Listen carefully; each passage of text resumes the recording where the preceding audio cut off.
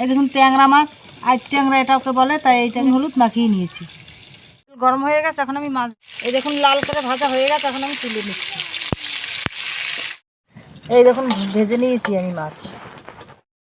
শুকনো লঙ্কা, কাঁচা জিরা আর তেজপাতা দিয়ে দিচ্ছি।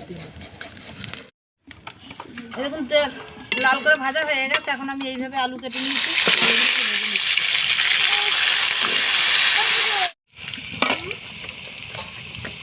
আলু লাল করে ভাজা হয়ে গেছে, পেঁয়াজ কুচি দিয়ে দিচ্ছি। স্বাদ মতন আমি নুন দিয়ে দিচ্ছি। আদা বাটা দিয়ে দেবো, রসুন বাটা দিয়ে দেবো, লঙ্কা আমি বেটে নিয়েছি, লঙ্কা বাটা দিই, হলুদ গুঁড়ো দিয়ে দিচ্ছি।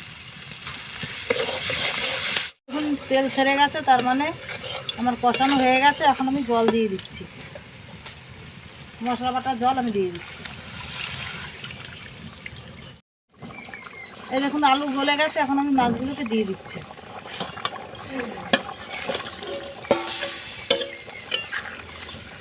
এই দেখুন আমার মাছের ঝোল এখন রেডি হয়ে গেছে প্রায়। আমি এখন সব মশলা দিয়ে নামিয়ে দেবো।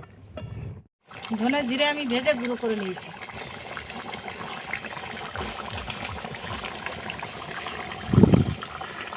এলাচ আর লবঙ্গ, দারচিনি একসাথে ভেজে, দারচিনি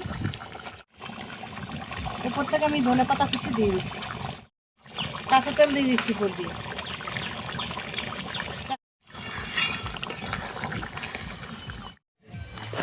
আলু দিয়ে ট্যাংরা ঝোল আমার রেডি।